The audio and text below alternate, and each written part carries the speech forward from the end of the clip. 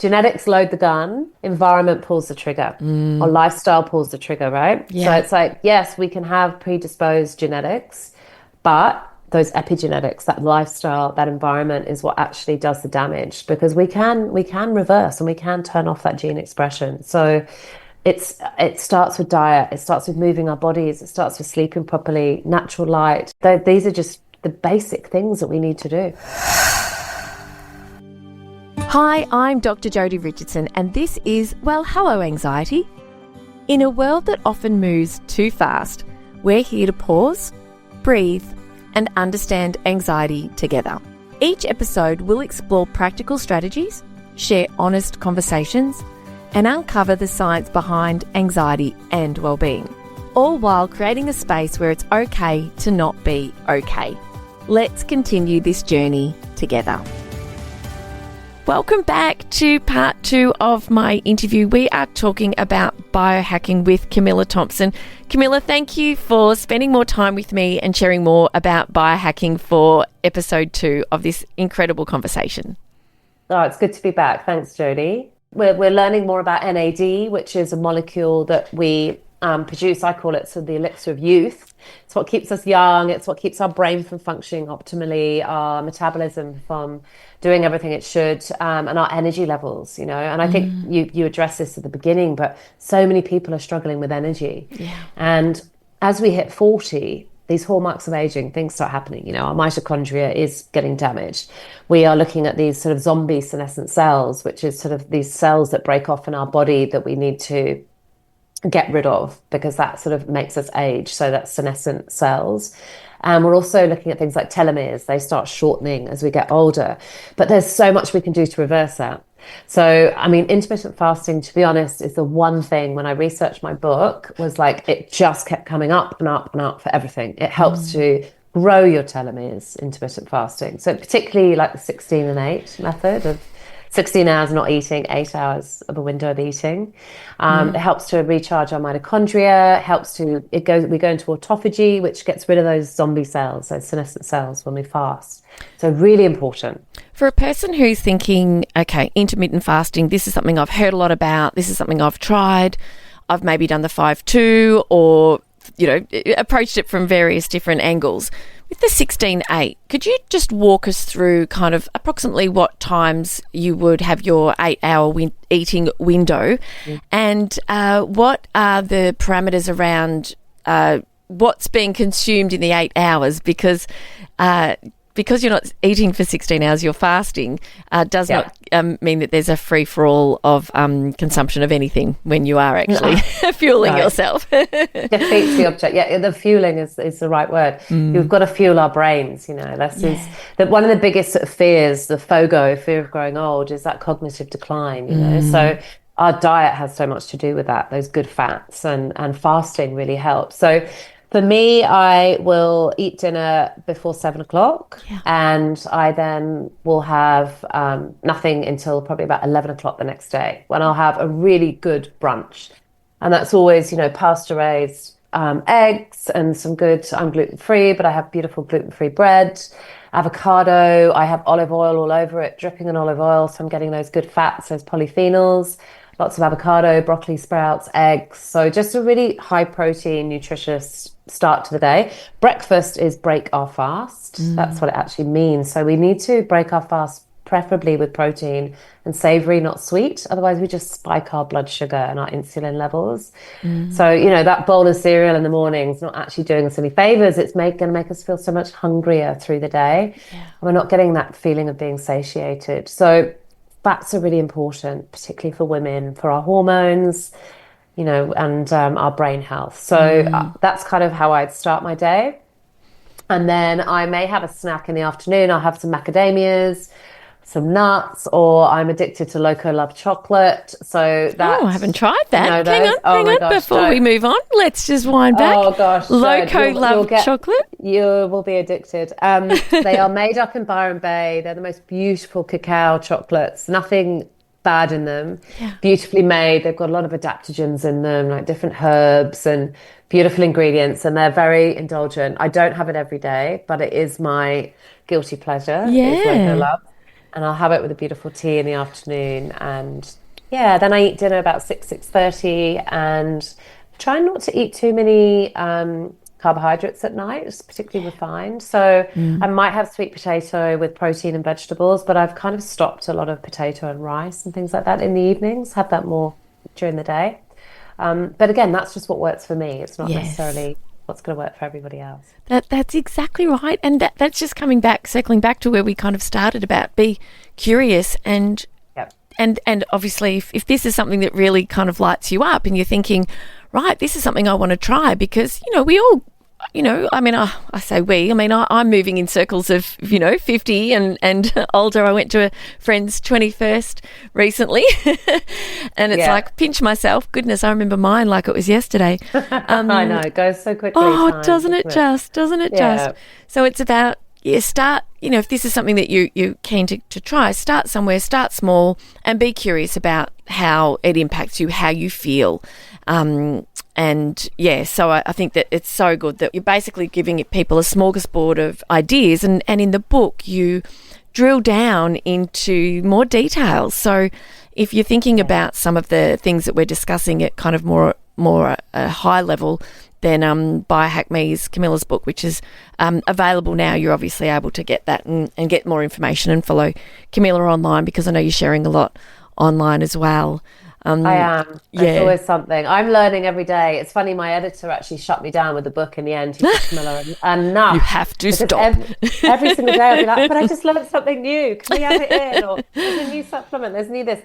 There is so much new stuff happening. And I think, biohacking is slightly controversial at times because the science can't catch up quick enough with what's happening, and a lot of the research and having to do a lot of trials into things. So you've got to be careful, right? Of the supplement industry is out of control. Yeah. I'm actually trying to take less supplements. That's my kind of goal, because I take a lot of powder in water because it's more bioavailable. So a lot of supplements I'll take as liquid rather than all these pills, because they're just sitting in our gut half the time and they're quite toxic and we don't really know what's working and what's not. So with all my clients in my coaching programs, they have to do a DNA methylation test as a first port of call. Tell us more about that. Yeah, so what that is, it's a saliva test, and it basically will give your unique DNA blueprint from a health perspective. So it's looking at if you're a hunter-gatherer, if you're a farmer, so what your genetics are around how your ancestors ate. It also looks at how we methylate, how we detox, how much protein we need, how many carbohydrates. Gosh, there's so much in it. It looks at, what we're predisposed to from not being able to produce enough vitamin D or choline or things like that. So it looks at where we need supplementation. So rather than me suggesting supplements to clients, I get the testing done first, and then we'll go, get your bloods, get this done. Let's actually see what your body needs. Yes. But the methylation test, the DNA one, is literally one of the best tests. You only do it once in your lifetime because it's your DNA. But it also looks at what exercise is good for you, what diet, what foods you should eat. It really is amazing. I reckon you should do it, Jodi, if you haven't. I haven't. No. Fascinated. Yeah, I can organise it for you. But it really is. So I do that. That's the foundation of all my coaching programs now, because it means I can personalise. It means that we can go, this is what you need. Well, your body can't make this. It struggles to make vitamin D. So you are go and get your blood test, but you are going to need to supplement with it. Yes. And it looks at what foods. I always go food first. So I'm very much, let's start with food before we supplement. But unfortunately, a lot of our soils are pretty depleted. Yes. A lot of our veg is so sprayed and so devoid of any nutrient value, so we aren't really getting what our ancestors used to. And a lot of a lot of our grandparents, they were growing their own food as well. Yes. And we're not. So I try and buy local. I always support local farms. I go to farmers markets. We have to be fueling our body with the right kind of foods and nutrients. So that's like the foundations. I talk about biohacking basics, nutrition, number one. Hydration, are we hydrating properly? These are basic things. Sleep, are we prioritizing our sleep? Gut health, if our gut health's rubbish, our microbiome's damaged, then we're more predisposed to ill health. So there's some real basics. I talk about building a house. Got to get the foundations right, and then we can level up. But with biohacking, got to get those basics.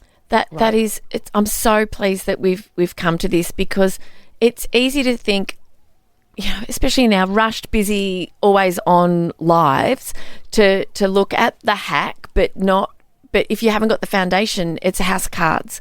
And so 100%. those 1%ers, those hacks that can make a significant difference when they're the right fit for you and you've got someone guiding you to do things in the right way, you're not going to get the benefit. You're really going to waste your time and your money unless you're building the right foundations. And it's like athletes go for the 1%ers. I've said it recently, I think, on the podcast, that the 1%ers work when everything else is in place. And I've recently made huge changes I had such a sweet tooth, and I was not meeting my protein needs, and I do a lot of strength training, and I thought, you know what?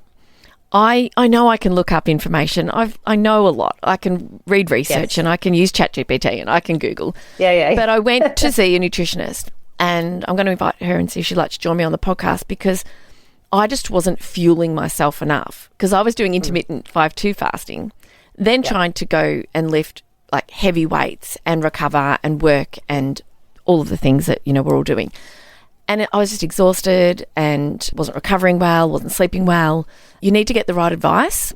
And none of this, of course, is, any prescription for you. These are just insights into what's available. And Camilla is obviously the person who is equipped, has the expertise to be able to support you to make the good decisions. But the fact that you start with those foundations, I don't crave the sugar anymore. There was cake here at the studio the other day and I didn't even want it.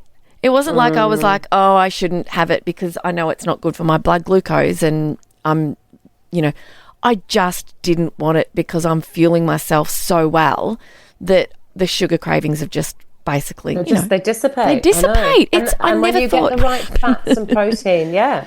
And often I've had clients as well who've got like mad cravings for chocolate, and they're actually just really deficient in magnesium. And so once they start supplementing with magnesium, they're like, oh my God, I'm not eating a whole bar of Cadbury's every night. And I'm like, that's because your body was crying out. So I think we've got to be intuitive, with our body. And one thing with biohacking is it's about data and measurement. We're not just in the dark here and going in blind. We're testing and we're working out and we're, seeing what our body needs, whether or not we've got a Whoop or an Aura or yes. but so we can see what's going on. But I think testing is really important before we start sort of taking lots of different things, because we don't actually know what our body needs until we find out where the deficiencies are. So I think that's really key with supplements is, and I was talking about NAD earlier actually, and there's some fantastic supplements, resveratrol, which everyone's heard of because that's in red wine.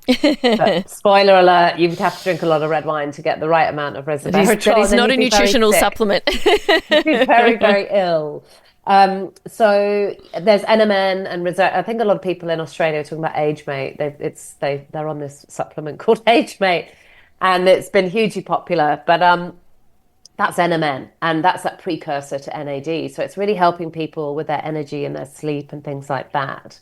So I work with a couple of Australian-based companies that produce NMN as well. They actually produce it here in Australia.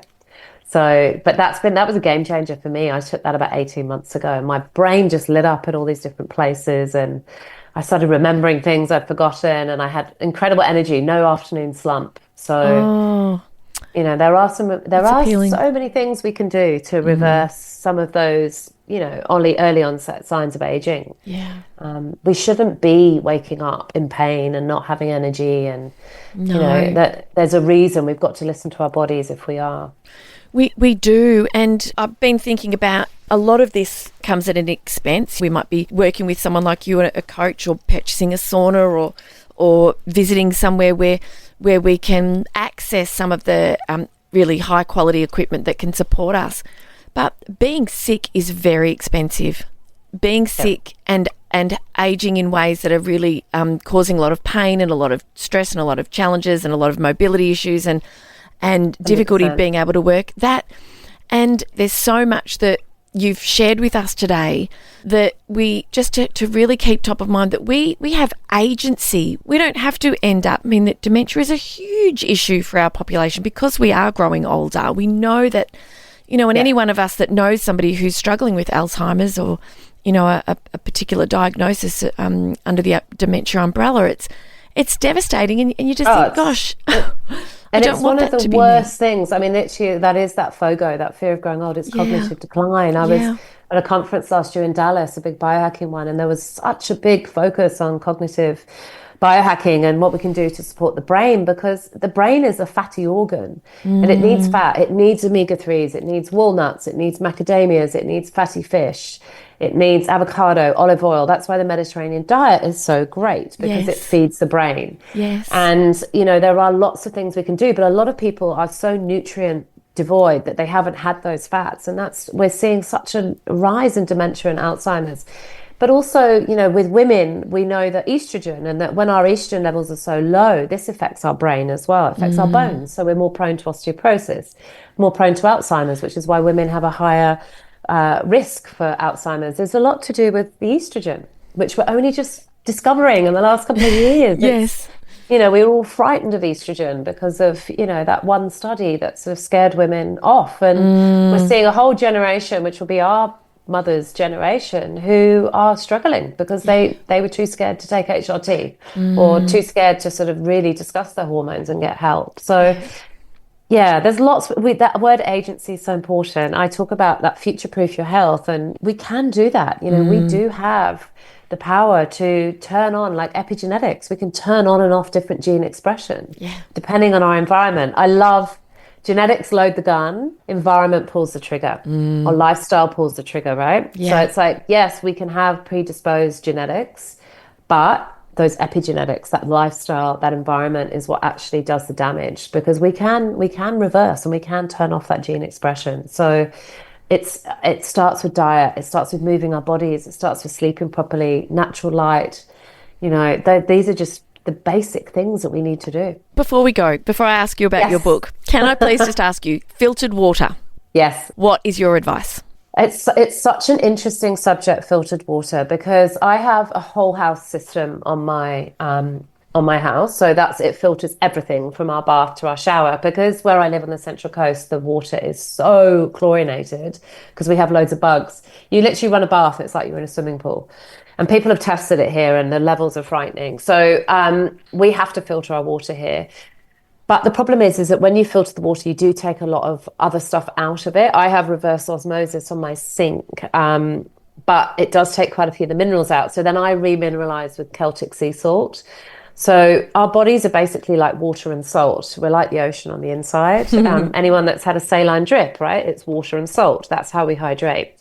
So pinch of Celtic sea salt every time I fill up my water bottle. I put some in, Yeah. and that really helps. That opens up the cells to actually hydrate properly. So that's absolutely so important. But filtered water, I think we know it's in the media. There's loads of forever chemicals, plastics. There's so much Mm, going on. So yes, filter it, but remineralize it with some Celtic sea salt is really important. thank you. Thank you.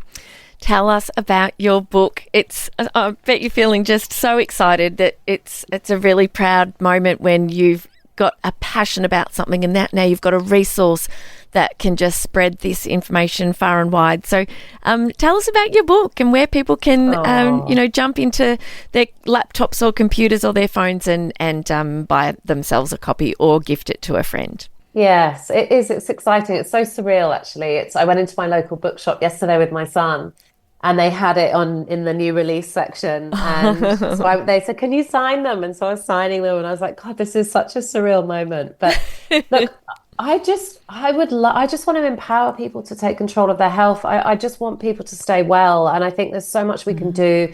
There's so much overwhelming information out there, and it's so confusing and conflicting. And I think a lot of people just switch off. They become desensitized. They're like, it's all too much. And I'm hoping my book's just going to give people that motivation and that empowerment to go, actually, this, I can do some really small things that are going to make a big impact. And, you know, as you said, you've seen recently with your dad and how confronting that is. And I think the generations now, we're looking and we're going, actually, we don't want to end up in an old people's home staring at a TV all day. And there's more to life, and we want to be still walking and doing the things that we love. So I think we've got to really think about our health span. And that's what Yeah. my book's about. It's about future proofing your health and supercharging your life. And it's all of my knowledge, my mum's knowledge, everything I've got off the internet. I've researched amazing people that I've followed, you know, Dr. Mark Hyman, Dave Asprey, like Gary Brecker, all these amazing people that Dr. Rangan Chastity, who I absolutely love. Oh, yes. Do you like his podcast? Yes, I do. It's fabulous. Seeing him in Sydney, I absolutely love that man. But I've just learned, I'm a learner. I love information and learning and reading and listening. And I think I've just got all of that and put it into, and all 9 years of coaching as well. Yes. Wellbeing coaching. It's everything's in the book. Yes. There's so much, and it's a guide, so you can flip in between. You don't have to read it from beginning to end. You can kind of go, I've created a framework, so you can say, okay, I really need to biohack my sleep. So then you can just dive into sleep, or you can dive into biohack your environment, which is a big one of like, there's so many toxins just in our kitchen, you know? So I talk a lot about body products, you know, shampoos, conditioners, body creams, what we're putting on our body and how toxic, like women, 168 chemicals a day we're exposed to. It's a lot. It's a lot. So, and that's why I risk breast cancer, because all these chemicals in our body. So, as well as genetic stuff going on. Yeah. So yeah, there's lots you can dive into, lots of tips and hacks and different things people can try. So I really hope that it helps to transform people's health and help them live longer, healthy, happier lives. Oh gosh, Camilla Thompson, you are a gift, and thank you for taking the time. I know what goes into writing a book and researching it. It is a huge labour of love as you're doing it. It most definitely is. Yeah. It's a gift to all of us, because I just know that there's such a sea of information. Having someone trusted, you know, who's kind of taken that time to sort of like filter and wade through it and create those frameworks. That's absolutely fantastic. I'm just so grateful to you for your time. But how can people follow you online and connect with you in the online world? Yes, my Instagram is @biohackmecoach, and my website's www.biohackme.com.au. There's also a free guide on there. You can buy my book on Amazon, Booktopia, The Nile. It's in all good bookshops, airports, which that's really cool. Yeah, it's so surreal. I'm really, I'm so grateful. My publisher's been amazing. It's a gift, actually, to be able to do something like this and give back to everybody. You know, I'm so passionate about preventative health, and I really hope that people can value their health. We've only got one body, right? So we've got to treat it properly and fuel it and love it. And so it can take us all the places we want to go and do all the things we want to do. Exactly. Yes. Oh, Camilla. Well, thank you for your time. It's been an absolute joy talking with you. My very final question is, in relation to your own mental health and well-being, I wanted to ask you, when you've been going through a hard time, what is something someone has said to you or advised you or reminded you of that's made a difference for you? Yes, look, it's such an interesting question, and there's been, over the years, many things. I've worked with an incredible psychologist in Bondi Junction who was amazing around managing anxiety. So I'm just classic high-functioning anxiety. So on the outside, I'm like power woman, I'm in control, and then underneath the iceberg, I'm like self-doubt, inner critic, you know, all of that stuff. So I've worked really hard on that, and you know, I'm very prone to catastrophizing and worrying and getting anxious, and you know, it's always hard when you've got kids as well. You're constantly worrying about them. But I think just trying to stay present and be grounded in the moment, and not, I think just forward thinking is anxiety a lot, and sort of reflecting back can be sort of more depression. And I think I always think I've got to try and stay in the present moment, and it's hard, but I think that's just being present is definitely something that really helps with anxiety, and focusing on your breath and grounding in with your senses to stay in control and not feel like everything's spiraling. Yeah, thank you. Thank you for sharing that with us. I really have so enjoyed talking with you. I hope you have a beautiful rest of the day. Bye, everyone. Bye. Thank you for sharing this time with me on Well, Hello Anxiety. Remember, understanding anxiety is the first step to managing it. Until next time, be gentle with yourself. Take things one moment at a time. Focus on what you can control, and know that you are not alone on this journey. If you found value in today's episode, please share it with someone who might need to hear it too. I'm Dr. Jodi Richardson, and I'll meet you right back here next week.